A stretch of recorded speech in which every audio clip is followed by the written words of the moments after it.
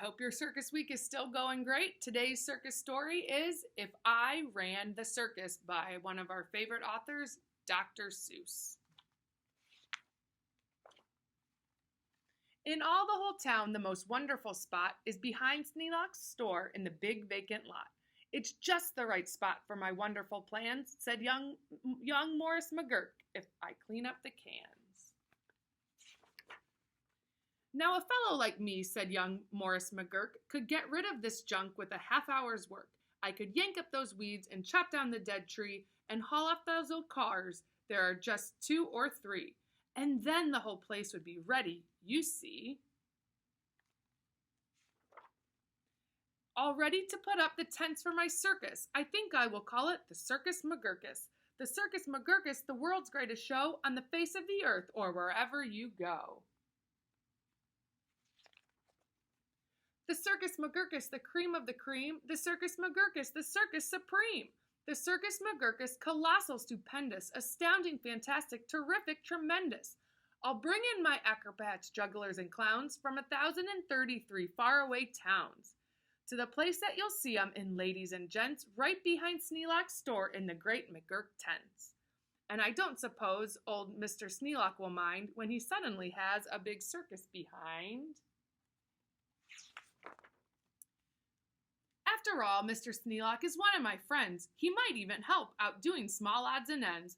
Doing little odd jobs he could be of some aid, such as selling balloons and the pink lemonade. I think 500 gallons will be about right, and then I'll be ready for opening night. What an opening night, what a night, what a night. I'll hoist up the curtains, the crowds will crowd in, and my Circus McGurkus will promptly begin. With the welcoming toot on my welcoming horn by my horn-tooting apes from the jungles of Jorn, where the very best horn-tooting apes are all born, because the very fresh air there is fine for their lungs, and some of those fellows have 2 or 3 tongues. This way, step right in, this way, ladies and gents. My sideshow starts here in the first of my tents. When you see what goes on, you'll say no other circus is half the great circus the Circus McGurkus is. Here on stage 1, from the ocean of Ulf, is a sight most amazing, a walrus named Rolf, who can stand on 1 whisker. This wonderful Rolf on the top of 5 balls, 2 for tennis, 3 for golf. It's a marvelous trick, if I say so myself. And on stage number 2, here's something quite new. From a country called From comes this drum-tummied snub, who can drum any tune that you might care to hum. Doesn't hurt him a bit, 'cause his drum tummy's numb.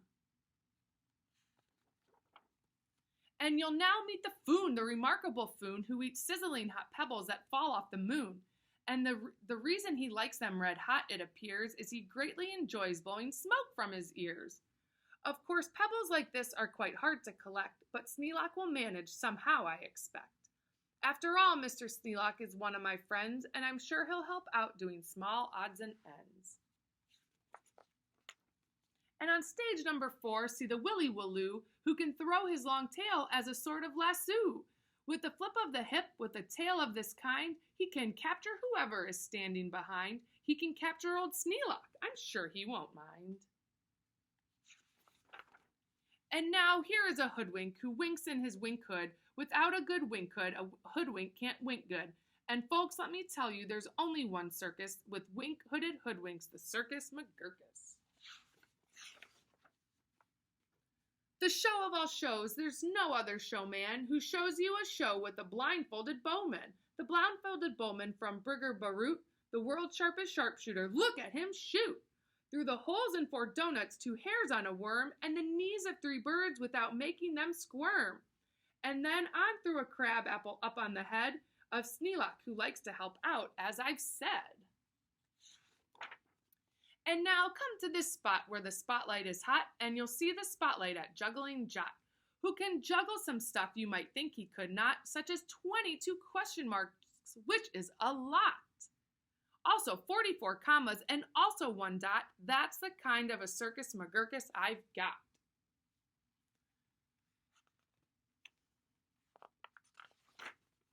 But that's just my sideshow, a start, a beginning. This way to the big tent, you'll find your head spinning. Why, ladies and gentlemen, youngsters and oldsters, your heads will quite likely spin right off your shoulders. So hurry, step lively, quick ladies and gents, and get into your seats in my tent of all tents. My parade of parades is about to commence.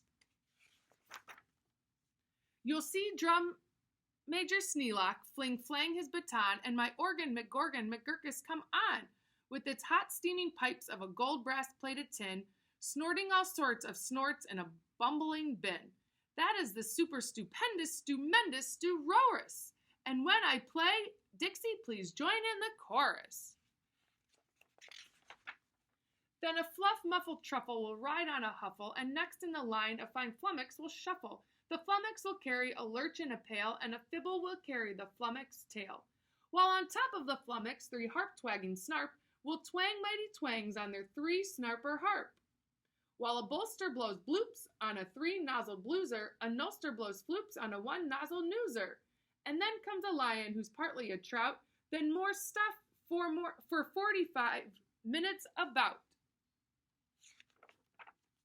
And then behind them, then while everyone stares, come my to and fro marchers who march in 5 layers. The froze march on toes and the toes march on froze. Don't know how they do it, but that's how it goes. And now comes an act of enormous. No former performers perform this performance. The stunt is too grippingly, slippingly frightening, down from the top of my tent like greased lightning.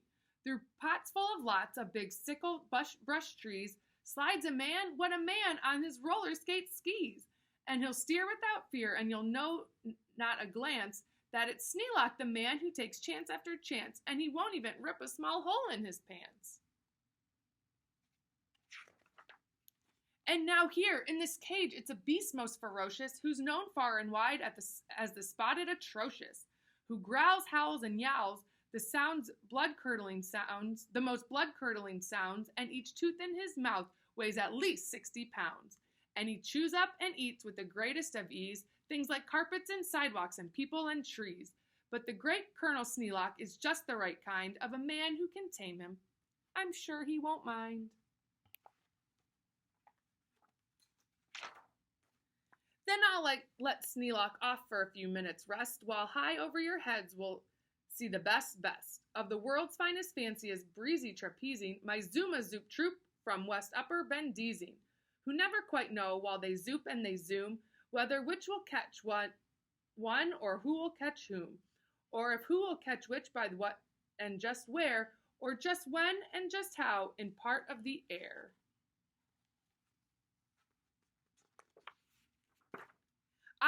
What a circus, my circus McGurkus, my workers love work, they say work us, please work us.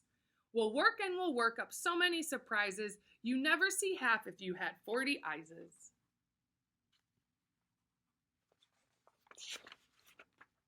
And now, again Sneelock, brave Sneelock is back, risking life on my patented life-risking track, while the speedsters I call my colliding collusions race round in stiff cars called abrasion contusions.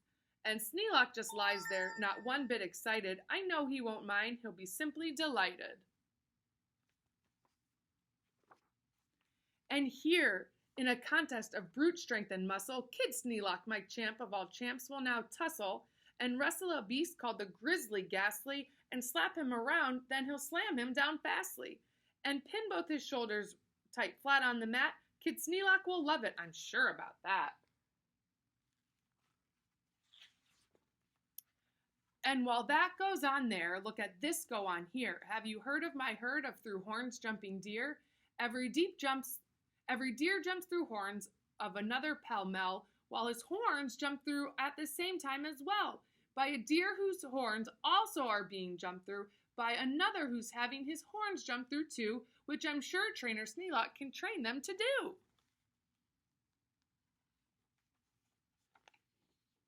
Then the whole tent will ring with hoorays and wild shouts when I wheel in my whales and then turn on their spouts. First my whale number 1 with an aim that aims true, spouts a spout that spouts Sneelock to whale number 2.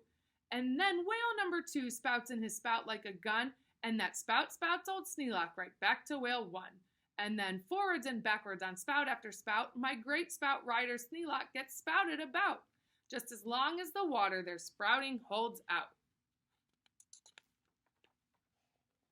Then my tournament knights, noble apes without fears, Sir Hector, Sir Victor, Sir Bops and Sir Beers, Sir Hawkins and Dawkins and Sir Jocks and Sir Jeers, clatter into the tent while everyone cheers. Stager roustabout joust with their boxing gloves spears. And while all this wild ruckusing goes on below, at the top of the tent, look, the star of my show. Great daredevil Sneelock, the world's bravest type, he comes pulled through the air by 3 Sue Bryan snipe, on a dingus contraption attached to his pipe. And while people below are all turning chalk white, and all biting their fingernails off in their fright, great Sneelock soars up to a terrible height. Then he shakes himself loose, he starts down in a dive, such as no man on earth could come out of alive. But he smiles as he falls, and no fear does he feel. His nerves are like iron, his muscles like steel. And he plunges down, down, with his hair still combed neat, 4,692 feet.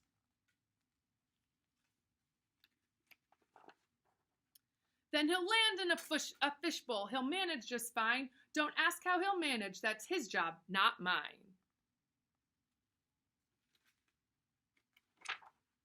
Why, he'll be a hero. Of course he won't mind when he finds that he has a big circus behind. The end. I hope you liked that silly circus story. That was a long one, but it's a fun one to listen to. I hope you liked it. We'll hear another one tomorrow.